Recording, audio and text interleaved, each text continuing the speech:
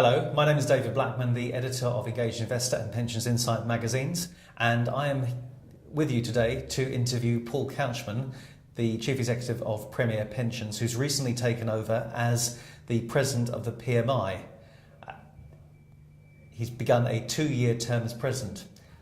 Okay, Paul, congratulations on recently your elevation to PMI President. Can you describe what are your key objectives over the next 2 years as PMI President? Yep, okay. Well, thanks, David, for the congratulations. Now the hard work starts.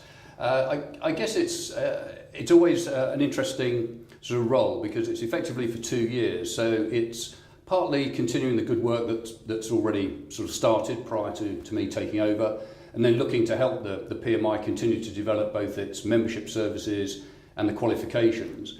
Because, as you know, the pensions industry is changing quite significantly at the moment. So we're always looking at how we can continue to provide relevant qualifications for the pensions professionals.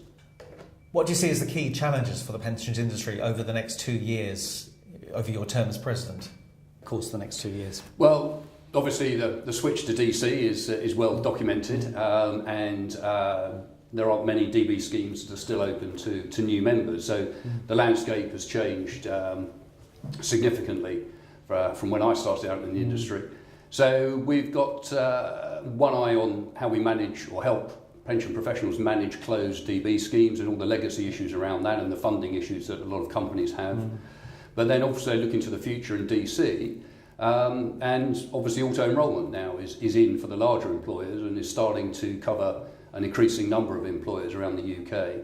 So there's a whole raft of issues for the PMI to sort of keep up with the changes, if you like. Sure. I guess it's no secret that traditionally we've been regarded as an institute that focused on DB, but we've taken significant strides over the past few years to start responding to the requirements around DC.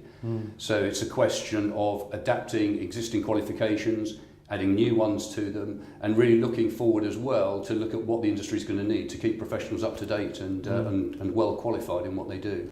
How is the PMI gearing up for the big shifts in the pensions industry, notably the shift towards defined contribution? There are a few, obviously, and one is that we've already seen that the number of new students joining the Institute is slowing down. And principally because the number of new employees coming into the industry is changing. Again, it's no great secret, a lot of the bigger firms are not taking on the numbers of new hires in trainee jobs. Some of the work, particularly in administration businesses, is being outsourced, but that actually also gives the PMI another opportunity, ironically. So it's really looking at the changing shape of the organisations within the industry, if you like, and actually looking to see how we can develop qualifications that meet their needs. And so it's looking at qualifications around auto-enrolment, and the new certificate in pensions auto-enrolment has been a huge success for the Institute. There's nearly 600 people signed up for that, and I think it's about 300 odd who've already passed the certificate. There's qualifications around providing support at retirement as well, because I think that's going to be a big focus for employers. They really have got to support their employees as they approach retirement. Employees have to understand the options they've got around what annuity is, because they're lifetime decisions effectively. And so I think most employers now recognise the need to support their employees, and the PMI's recognise that as well and have been developing qualifications in that space. And just finally for today, does the introduction of a new certificate for advisors herald a change or a change and shift of emphasis for the Institute?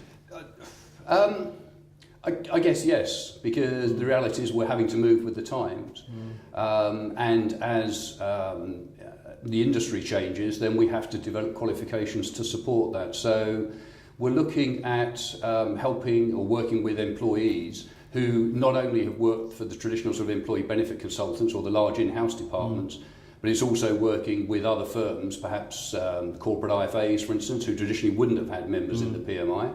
Also the insurance industry. They are looking at some very specific pensions-related qualifications around auto-enrolment as well.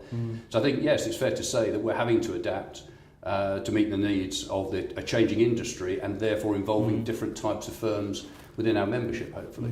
And do you see that sort of being any kind of partnerships with organisations like the CII and so on?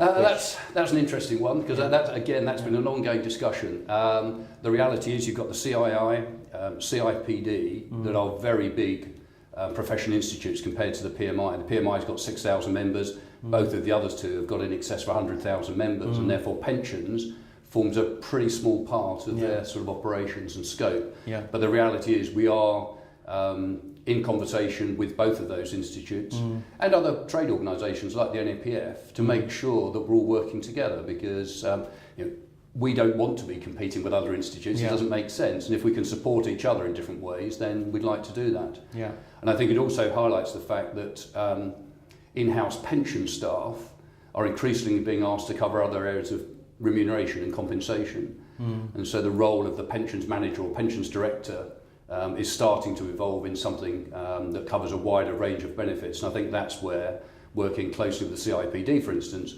could actually create something that covers the new roles that those guys might be undertaking in the future. Yeah, yeah. So you see this as the actual role of the pension manager is changing pretty fast. The pension PMI. Yeah, I mean we've seen a lot of outsourcing, both of sort of in-house services like administration. Again, a lot of companies have outsourced their administration.